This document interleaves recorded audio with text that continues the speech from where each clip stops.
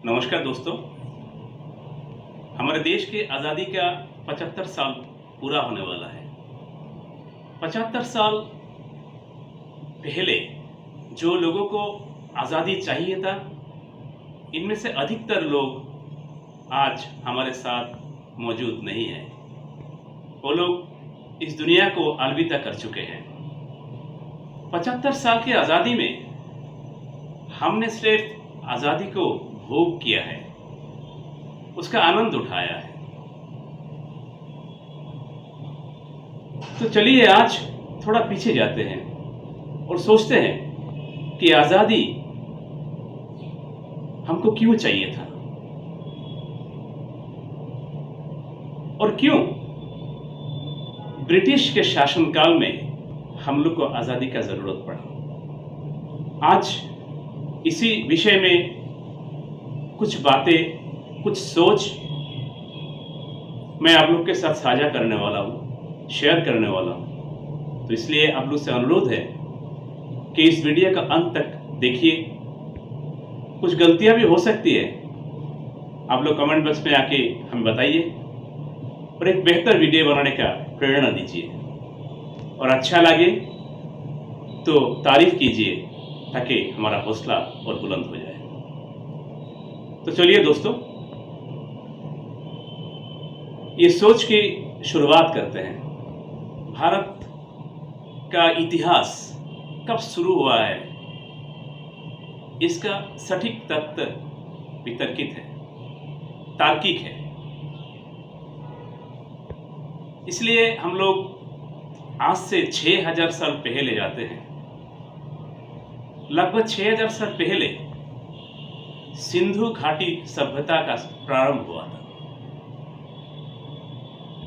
वहीं से जो इतिहासकार ने लिखे हैं, वहां से कुछ स्पष्ट इतिहास हम लोग को जानने को मिलता है। और लगभग उतना ही साल पहले, 5.5 से 6000 साल पहले महाभारत का प्रारंभ हुआ था। और उस समय से अभी तक, यानी कि ब्रिटिश शासन तक, भारत में बहुत राजाएं, सम्राट, नवाब, बादशाहों ने राज किया है। और महाभारत काल से मुगल काल तक अगर हम लोग देखें तो हम लोग को यह समझ में तो आता है कि हम लोग को पूरा आज़ादी नहीं मिला था। अगर पूरा आज़ादी उस समय मिला होता तो महाभारत काल में भी द्रौपदी का वस्त्रहरण नहीं होता और सारे लोग खामोश होकर उसको देख नहीं रहे होते। अगर उस समय आज़ाद थे हम लोग तो श्री कृष्ण की माता देवकी को जेल के अंदर उनको जन्म नहीं देना पड़ता। वहां से शुरू करके करीब 3500 साल पुराना अगर हम लोग इतिहास को टोटले तो जितने राजाएं आए हैं, वो लोगों ने हमको राजतंत्र सिखाया है और राजतंत्र में विश्वास करना सिखाया है। इनमें से कोई एक भी राजा नहीं है जिन्होंने लोकतंत्र के बारे में सोचे होंगे। हाँ, इनमें से कुछ राजा ऐसे भी थे जो लोक कल्याण के बारे में सोचे हैं और इसका निदर्शन आज भी मिलता है। लेकिन लोकतंत्र क्या है? बहुत सारे पंडित, दिग्गज पंडितों का जन्म उस समय हुआ था, लेकिन वो लोग अपने विचारों को आम आदमी तक पहुंचा नहीं पाए थे। अगर इतिहास में हम लोग फिर से एक बार जाएं तो सबसे पहले आज से करीब 3000 साल पहले मगध साम्राज्य का इतिहास हम लोग को मिलता है, जहां बिंबिसार, अजातशत्रु जैसे राजाओं का, सम्राट का कहानी हम लोग को मिलता है, जो हम लोग इतिहास में पढ़े हैं। और उसके बाद में मौर्य वंश, नंद वंश, जैसे नंद वंश में महापद्मानंद, धनानंद मौर्य वंश में बहुचर्चित चंद्रगुप्त मौर्य और उनके साथ चाणक्य, ये हम सबको मालूम है। मौर्य साम्राज्य के बाद में भी, इस वंश का अंत के बाद में भी बहुत सारे वंशों ने राज किया है हमारे भारत में, जिनमें गुप्त वंश भी एक वंश है जो 500 साल से अधिक समय हमारे भारत को राज किया है। और उस समय में जो राजाएं थे उनमें से समुद्रगुप्त, विक्रमादित्य, ऐसे राजाओं की इतिहास हम लोग को मालूम है। और कहा जाता है, इतिहास ऐसा कहता है कि समुद्रगुप्त के टाइम में स्वर्णकाल था, लेकिन इस स्वर्णकाल में भी लोकतंत्र का बात नहीं हुआ था। उस समय राजाओं की शक्ति का ऊपर साम्राज्य का विस्तार होता था। राजा ताकतवर है तो साम्राज्य बड़ा है, राजा कमजोर है तो साम्राज्य छोटा है। जनता का उसमें कोई भागीदारी था नहीं। ऐसा कोई राजा नहीं है जो जनता को साथ में लेकर साम्राज्य को बड़ा करने चले थे। हथियार ही उनका एकमात्र उत्तर था, शस्त्र ही उनका साथी था। वो सारे क्षत्रिय थे। उसके बाद में जब इन्वेडर्स आए, बाहर से अलेक्जेंडर आए सबसे पहले, और अंत में गुप्त साम्राज्य का अंत में जब मोहम्मद गजनी आए और उसके बाद मोहम्मद घोरी आया, तब भी बाहर के इन्वेडर्स आने के बाद भी हम लोगों को आजादी का सोच नहीं आया। उसके बाद मुगल का शासन शुरू हुआ। करीब करीब 300 से 350 साल मुगलों ने राज किया। मुगलों ने बहुत अत्याचार किया है। वहां भी नारियों का सम्मान नहीं था और पुरुषों को बोलने का अधिकार था नहीं। जैसे महाभारत काल में भी द्रौपदी के वस्त्रहरण होने का टाइम में सब कोई खामोश था, वैसे ही मुगल काल में करीब 4000 साल पहले और 4000 साल बाद में कहानी एक ही था।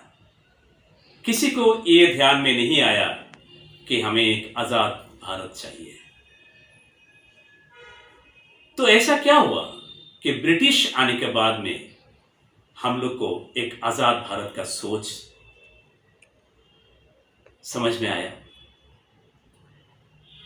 बात दरअसल ये है कि इतने हजार साल में, करीब 6000 साल में से आप अगर ब्रिटिश काल का और अभी का 300 साल छोड़ दे तो 5700 साल में हम लोग ये महसूस ही नहीं कर पाए कि हम लोग गुलाम हैं। हम लोग ये महसूस ही नहीं कर पाए कि हम लोग आजाद हो सकते हैं, क्योंकि हमेशा लड़ाई में हम लोग व्यस्त रहते थे। राजा और सम्राटों ने हम लोग को ये समझा रहे थे कि विदेशी और बाहर के राजाओं का आक्रमण का हमको प्रतिरोध करना है, हमारे साम्राज्य को बचाना है। बस इसी काम में हम लोग थे। और कुछ लोग जो ज्ञानी थे और राजा के इर्द गिर्द घूमते रहते थे, सम्राट के इर्द गिर्द घूमते रहते थे, या तो बादशाह के या नवाब के, वो आम आदमी तक कभी नहीं पहुंचते थे। उसके बाद ब्रिटिश जब आया तो ऐसा नहीं है कि ब्रिटिश आके ही हथियार उठाया, ऐसा नहीं है कि ब्रिटिश आके ही भारत को आक्रमण कर लिया। ब्रिटिश बहुत बुद्धिमान था, उनका एजुकेशन लेवल भी हमसे बहुत हाई था। अंग्रेजों ने भारत में आने से पहले भारत का अध्ययन किया था। भारत के लोगों का मनस्थिति का अध्ययन किया था और उनको मालूम था कि भारत के लोग पिछले 5700 साल में या तो उसका पहले से एक ही तरह का शासन और एक ही तरह का सिस्टम से परिचित है। और इसीलिए अंग्रेजों ने भारत के लोगों को एक नया सिस्टम से परिचित करवाया। राजा के आमल में, सम्राट के शासनकाल में, बादशाहों के शासनकाल में जो जनता का कोई मायने था नहीं, ब्रिटिशों ने उस जनता को समझाया था कि आपकी भागीदारी भी इस देश में है, और उनका भागीदारी कैसे है ये भी समझाया था, और कैसे बहुत सारे राजाओं ने जनता को शोषण कर रहे थे, उनका अधिकार छीन लिए थे। ये सारे चीज ब्रिटिशों ने भारत के कुछ बुद्धिजीवियों को समझाने का काम प्रारंभ किया। देखिए, इसमें फर्क इतना है, इससे पहले जो भी थे, जो राजाएं थे, बादशाह थे, वो क्षत्रिय थे, शस्त्र को विश्वास करते थे। और पहली बार ऐसा हुआ था कि कोई वैश्य, कोई बिजनेसमैन हमसे रूबरू हुआ था, और वो एक सिस्टम भी लेके आया था, कैसे ब्रिटिश और भारत दोनों का आम जनता उसमें भागीदारी ले सकता है। और हम लोगों के पूर्वजों को इनके ये बातें अच्छा लगा,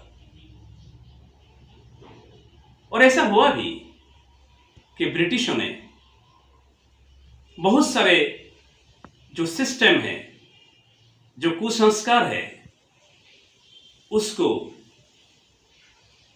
तोड़ने में, उसको वर्जन करने में हम लोग का सहायता किया था, सहयोग किया था। जैसे सहमरण प्रथा, बाल विवाह, ऐसे बहुत सारे चीजें जिनमें हम लोग का मदद ब्रिटिश ने किया था। इसलिए हम लोग भी उनका पर विश्वास किया था। ब्रिटिश ने हम लोग को और एक चीज दिया था, वो है एक प्रॉपर जुडिशियरी सिस्टम। इसके पहले क्या होता था? इसके पहले राजा को जो ठीक लगता था वही जजमेंट होता था, कोई थंब रूल नहीं था। ऐसा नहीं था कि ये करने से वो होगा, ये करने से वो होगा। राजा का अगर सही राजा है तो बड़ा बड़ा अपराध में भी माफी मिलता था, अगर राजा क्रूर है तो छोटा छोटा अपराध में भी मृत्युदंड मिलता था। तो ब्रिटिशों ने एक जुडिशियरी सिस्टम से हम लोग को परिचित करवाया, और इस तरह से ब्रिटिश धीरे धीरे पूरे भारत में कब्जा किया। तब तक ब्रिटिश अपना असली चेहरा नहीं दिखाया था जब पूरा भारत में उनका कब्जा नहीं हुआ था। जब पूरा भारत का कब्जा हो गया तो ब्रिटिश का शासन का मायने और उनकी करनी और धरनी में कितना फर्क है, वो भारत के लोगों को धीरे धीरे समझ में आने लगा। और वहीं से आजाद सोच का जन्म हुआ। देखिए दोस्तों, बात दरअसल ये है, अगर आपको भूख लगता है, अगर आपको भूख महसूस होता है, तभी आपको खाने का आनंद मिलता है, आपको खाने का तलाश करने का कोशिश करने को मन करता है। इस तरह से आजादी का भूख जो है वो ब्रिटिशों ने पैदा किया था, क्योंकि उन लोगों ने हमारे साथ प्रताड़ना किया था। उन लोगों ने हमको एक अच्छा शासन का बात बोल के एक बुरे शासन से हम लोग को परिचित करवाया था। जब ब्रिटिश भारत में आए थे तो वहां पर ब्रिटिश के लोग और भारत के लोग दोनों एक साथ बसते थे, लेकिन एक भी ऐसा उदाहरण नहीं है जहां ब्रिटिश के लोग अपराध करने से जो पनिशमेंट उनको मिला वही पनिशमेंट भारत के लोगों को मिला, या तो भारत के लोगों को अपराध करने से जो पनिशमेंट मिला वो ब्रिटिश के लोगों को मिला। ब्रिटिश के लोगों को कोई अपराध करने से ज्यादा उनको यहां से यूरोप भेज दिया जाता था, यही उनका बड़ा पनिशमेंट था। और इससे बहुत छोटा छोटा अपराध करने के बाद भी भारत के लोगों को फांसी के तख्ते पर लटकाया जाता था। ये फर्क भारत के लोगों को समझ में आने लगा था। और क्यों समझ में आने लगा था? उसका पीछे बहुत बड़ा कारण है शिक्षा। ब्रिटिश आने के बाद में हम लोग एक ग्लोबल एजुकेशन पॉलिसी से, जो एजुकेशन पॉलिसी, जो शिक्षा व्यवस्था सिर्फ भारत में नहीं बाकी देशों में भी लागू है, उससे हम लोग का परिचय ब्रिटिश ने करवाया था। क्योंकि जरूरत था ऐसा करना, क्योंकि उनको मालूम था भारत के लोगों के सोच बोझ जितना तेज है, उनका दिमाग जितना तेज है, वो लोग को अगर पढ़ाया जाए, उनमें से कुछ होनहार लोगों को अगर तैयार किया जाए, तो ब्रिटिश के बाकी जो देशों में राज चल रहा है वहां भी इनका सहायता मिल सकता है। और इनमें से कुछ गिने चुने लोग जो शिक्षित हुए थे ब्रिटिश काल में, इन लोगों ने ब्रिटिश का साथ देने के बजाय भारत के लोगों का साथ देना बेहतर समझा। और बाकी लोग बहुत सारे टाइटल्स लेके, ब्रिटिश का उपाधि लेके उनके साथ रहना पसंद किया। ऐसा नहीं है कि ब्रिटिश के साथ भारत की लड़ाई शुरू में ही ऐसा था कि ब्रिटिश को भारत छोड़ के जाना है। कभी आस्था में वो लोग आघात करते थे। जब आस्था में आक्रमण करते थे तो आस्था के लिए लड़ाई शुरू हुआ। जब हमारे वेशभूषा में आक्रमण करते थे तो हमारे वेशभूषा के लिए लड़ाई शुरू हुआ। जब हमारे खाने पीने में आक्रमण करते थे तो खाने पीने की आजादी के लिए लड़ाई शुरू हुआ। जब हमारे शास्त्र और संस्कार से उन लोग को तकलीफ होता था और हमारे संस्कार को वो लोग आक्रमण करते थे तो संस्कार को बचाने के लिए लड़ाई शुरू हुआ। और ये सारे लड़ाई को एक साथ करे तो ये आजादी का लड़ाई के नाम में हम लोग को पहचान में आया। तो ब्रिटिश ने यही काम किया कि हम लोग को महसूस कराया कि हम लोग गुलाम हैं। और इसीलिए ब्रिटिश का शासनकाल में आजादी का लड़ाई प्रारंभ हुआ है। आजादी का लड़ाई का जो किस्से हैं, ये जो हकीकत है, जो आज किस्से बन के हम लोग का सामने आया है, ये बहुत लंबा है। और कोशिश करेंगे अगले कुछ वीडियो में आप लोग से रूबरू होके ये सब के बारे में भी आपके साथ हमारे ख्यालात को शेयर करूं। तो आज के लिए बस इतना ही। बहुत बहुत धन्यवाद।